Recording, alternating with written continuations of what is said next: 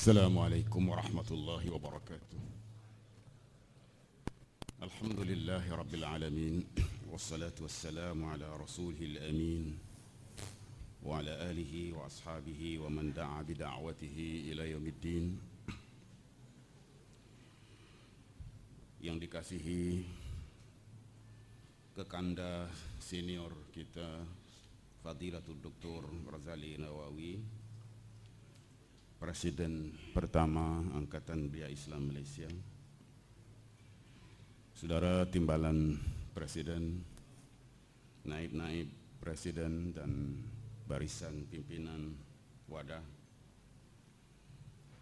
Saudara Amidi Datuk Abdul Manan, Presiden Angkatan Belia Islam Malaysia,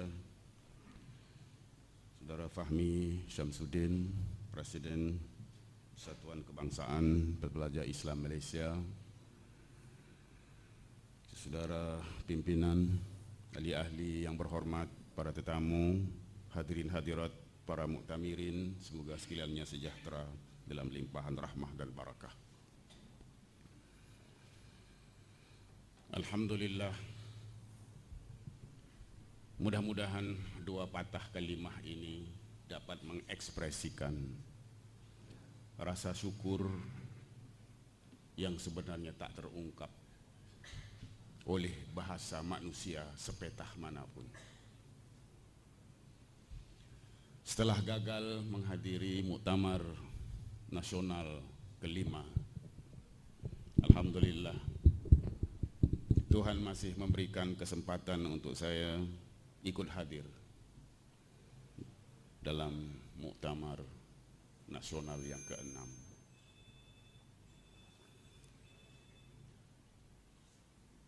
Kali ini seperti yang tadi disebut oleh Saudara Setiausaha Agung, kita bermuktamar di tengah kehangatan iklim politik menjelang PRU 13. Aturan main dalam sistem demokrasi berpilihan raya memang membolehkan kehadiran pelbagai parti dan persaingan antara parti dalam menawarkan khidmat yang lebih baik untuk rakyat. Dalam masyarakat demokratik, parti memang pelbagai, programnya juga beragam, tetapi semuanya bersatu dalam komitmen menjayakan prinsip dan nilai demokrasi yang bertunjang pada kuasa dan daulat rakyat.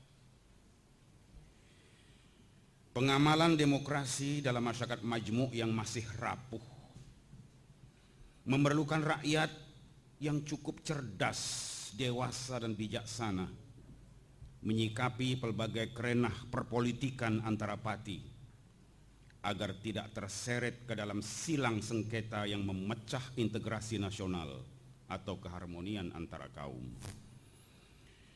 Gejala pengeksploitasian sentimen perkauman harus diwaspadai demi memelihara kerukunan hidup yang telah kita bina dengan susah payah.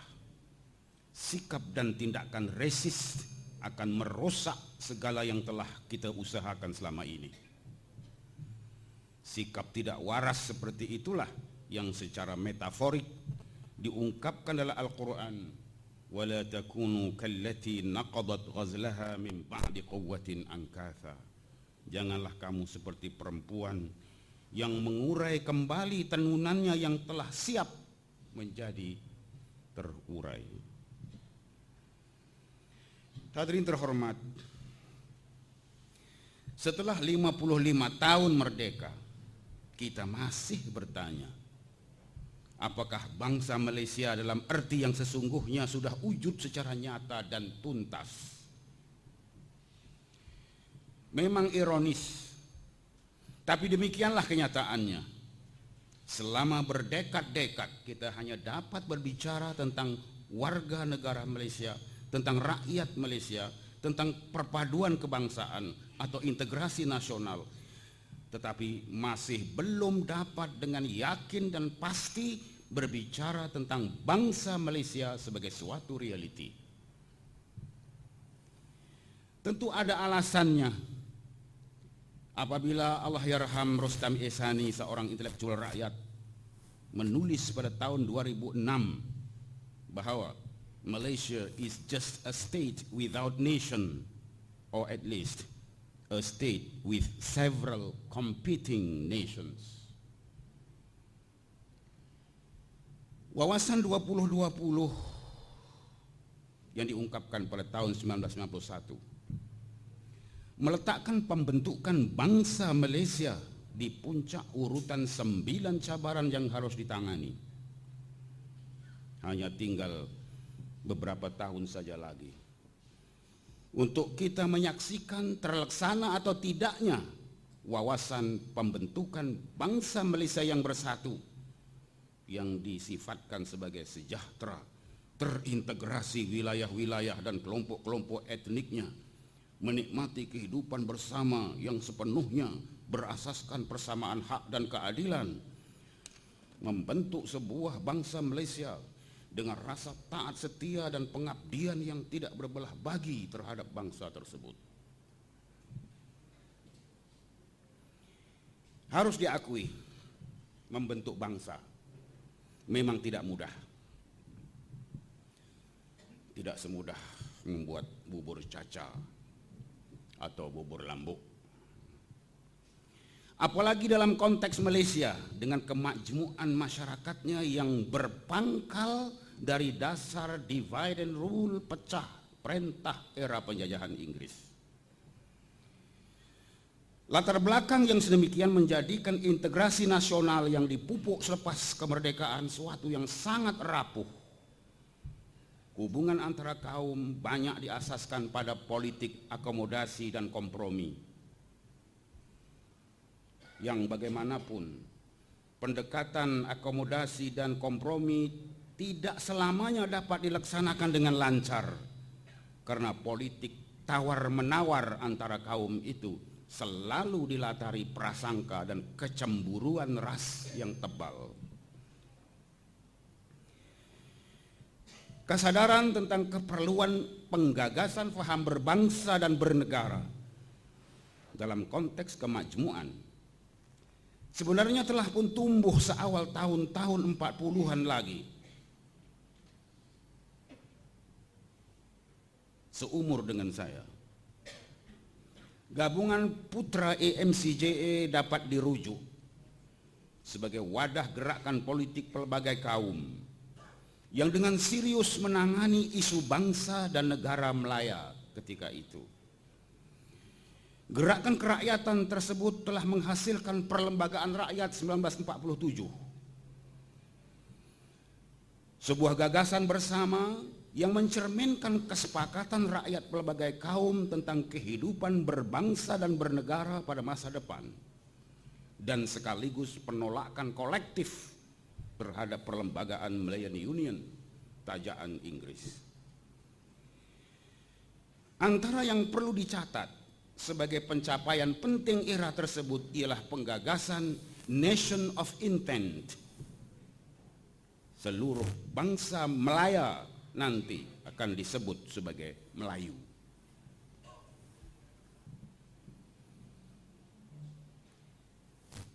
Mengenai isu kebangsaan Melayu tersebut, Dr. Burhanuddin Al-Hilmi, seorang pemikir dan pejuang politik yang serius, telah mengemukakan faham kebangsaan Melayu sebagai ideologi nasional, ideologi pemersatu rakyat pelbagai kaum.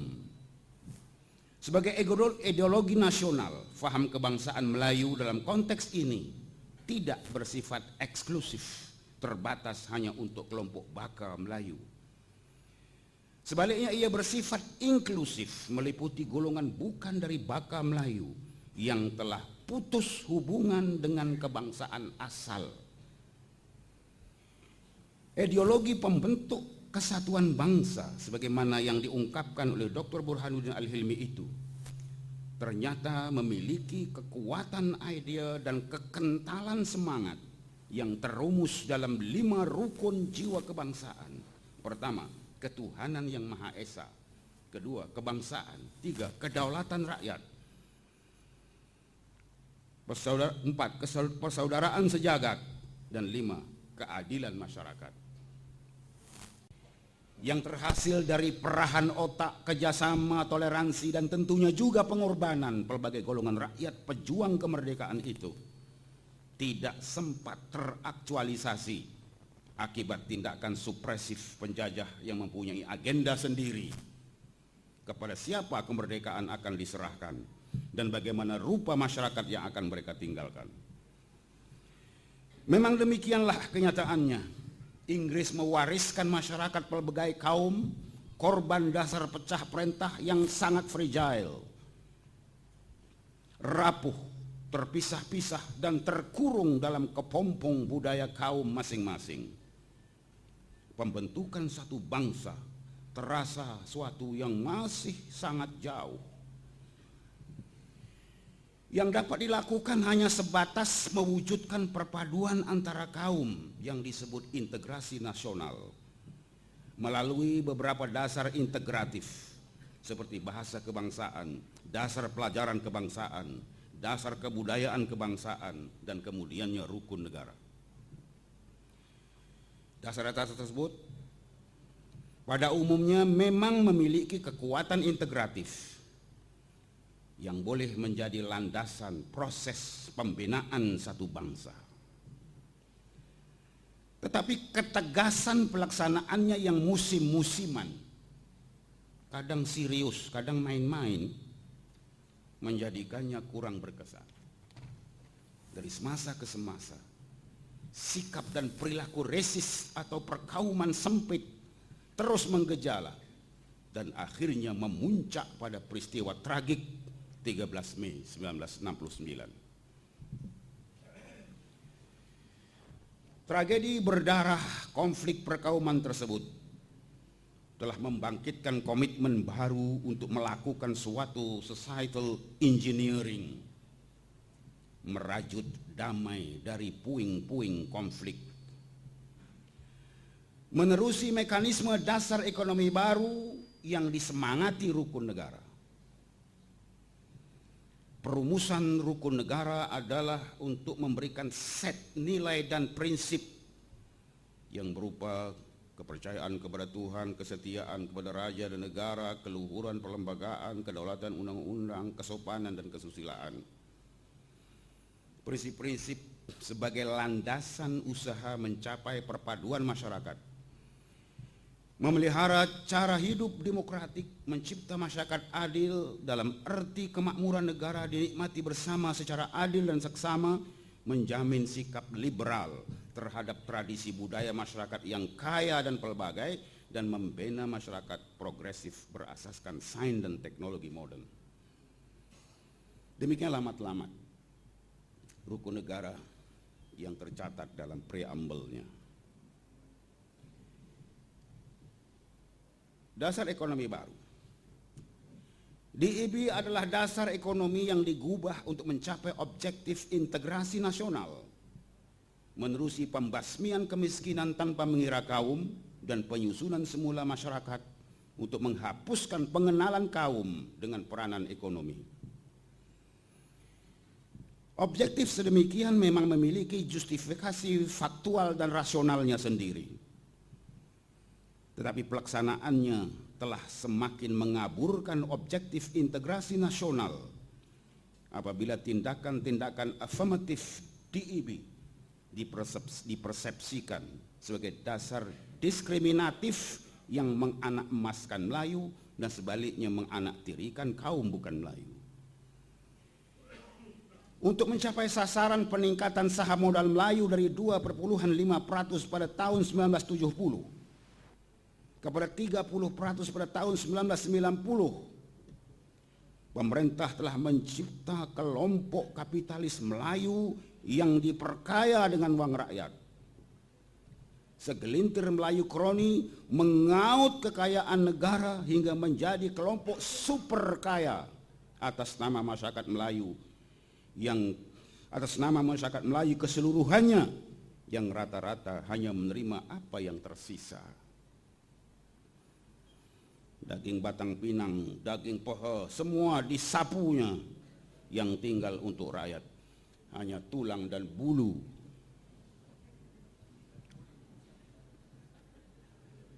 Ini sudah bermula sejak ia dilancarkan. Antara yang mula-mula bising tidak lain adalah kita, Angkatan Belia Islam Malaysia tahun 70-an.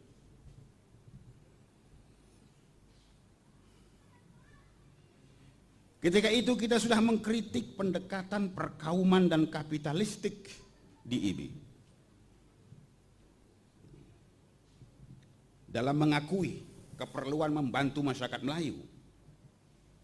Bagi kita, keutamaan harus diberikan kepada agenda membasmi kemiskinan tanpa mengira kaum, bukan mencipta kelas kapitalis Melayu. Yang miskin bukan cuma Melayu, di kalangan kaum Cina juga ada yang miskin, dan demikian juga di kalangan kaum India.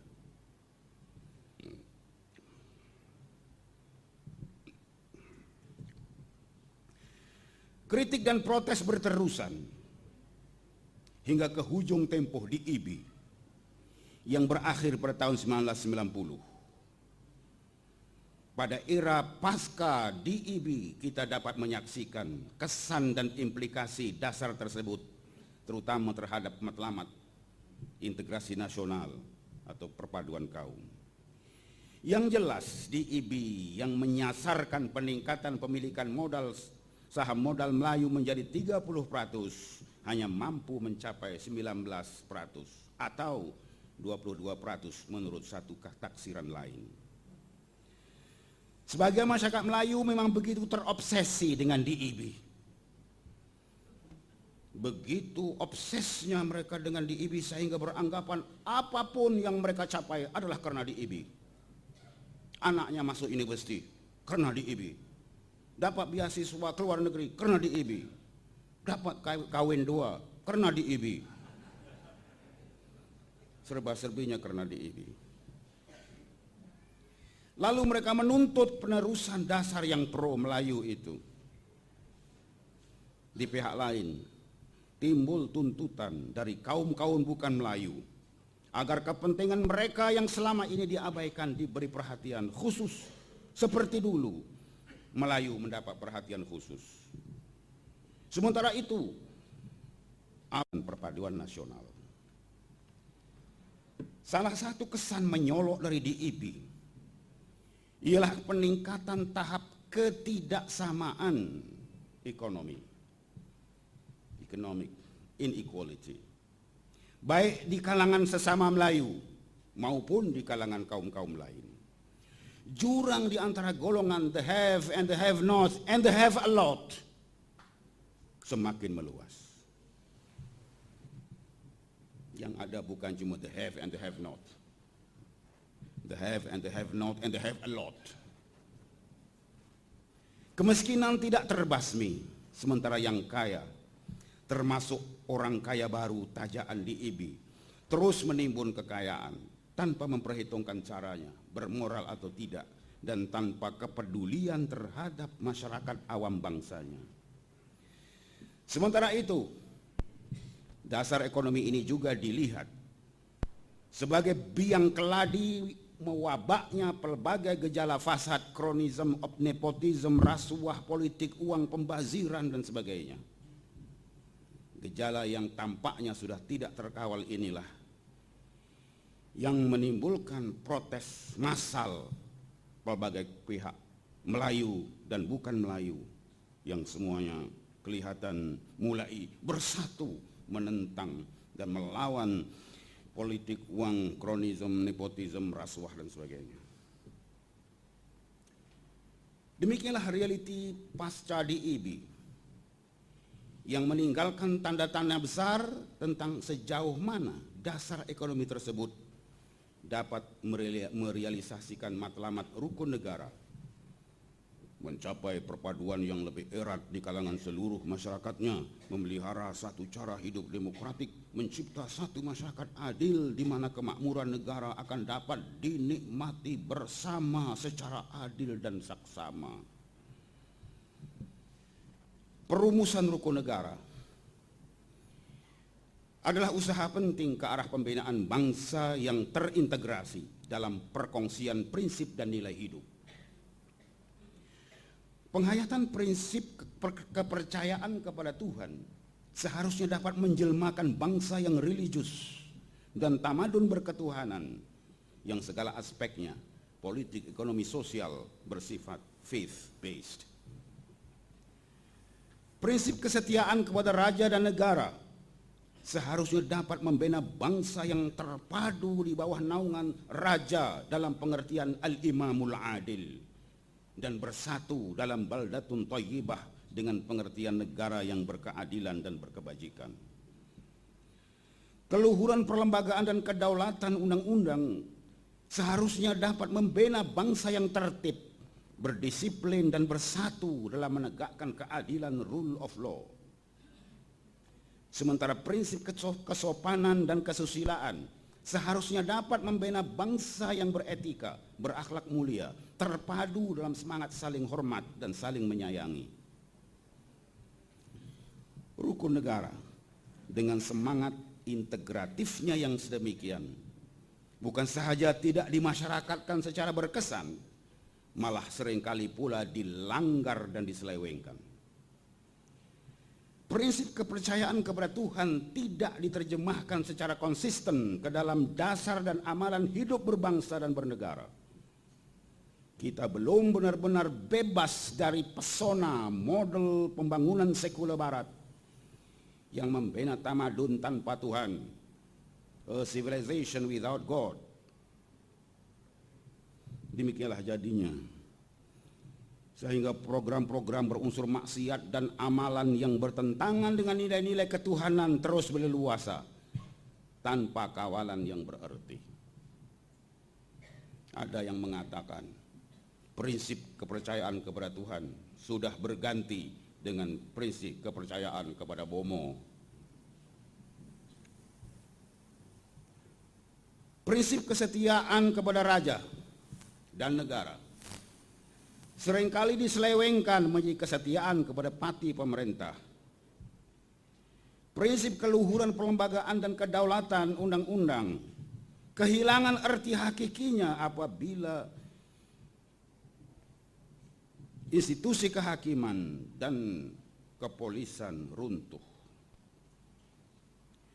Prinsip kesopanan, kesusilaan pula semakin sering dicabul oleh amalan fitnah, caci maki, sumpah seranah, politik samsing, dan pelbagai bentuk kebiadaban lainnya.